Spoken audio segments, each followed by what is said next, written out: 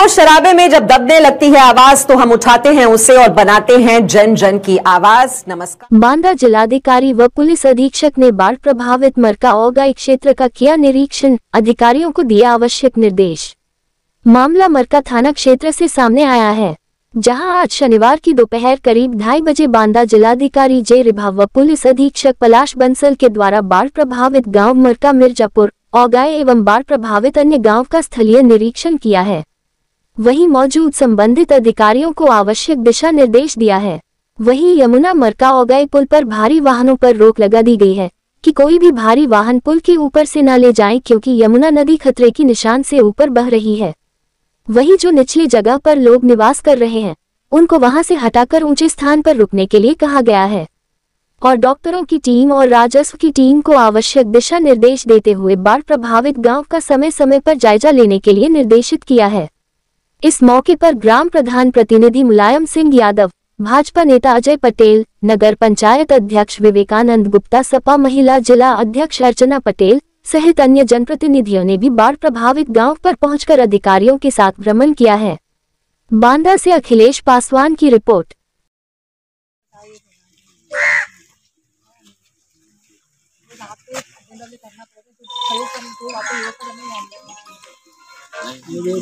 निवेदन है कि यहाँ जो आज मरका क्षेत्र आए हैं, बाढ़ का जायजा लेने डीएम साहब भी आई हैं, क्या आश्वासन दे के गई हैं?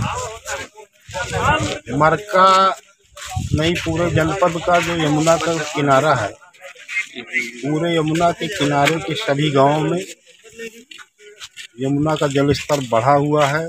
गांव की ओर पानी घुसने की ओर प्रयास में है।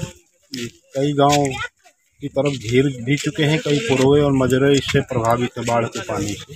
जिलाधिकारी और जिले के कप्तान दोनों मौके पर आए थे। हम लोगों ने उनसे बात किया है कि जो प्रभावित परिवार हैं, उन सभी प्रभावित परिवारों को राहत सामग्री का तुरंत वितरण और पुलिस की व्यवस्था और जो नावें हैं, नावों के अलावा बोट, स्टीमर, चाहे हमारा मरका थाना हो चाहे हमारा कमासिन थाने हो, दोनों थानों में अनिवार्य रूप से एक एक स्टीमर की व्यवस्था सुनिश्चित कराई जाए, क्योंकि कमासिन थाने के भी जो गांव है, हमारा जोरावरपुर, लखनपुर, दानो घाट से लेकर के चिल्ली बिलास तक, वहाँ तक प्रभावित होता है यमुना का ये क्षेत्र, और दोनों तरफ के गांव इससे प्रभावित रहते हैं।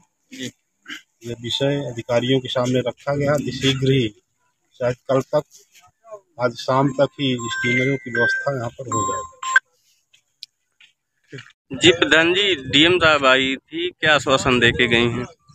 हाँ, अभी डीएम साहिबा बाढ़ का निरीक्षण करने आई थी, वहाँ कुछ देर तक रुकी हैं और सभी प्रकार की जो सुविधाएं हैं उनका जो है उन्होंने जायजा लिया और ये भी कहा किसी प्रकार की कोई दिक्कत आती है या तो जिन घरों में पानी जो है भर जा रहा हो तो उनको राहत शिविर में जो है बुला करके सुरक्षित कराइए।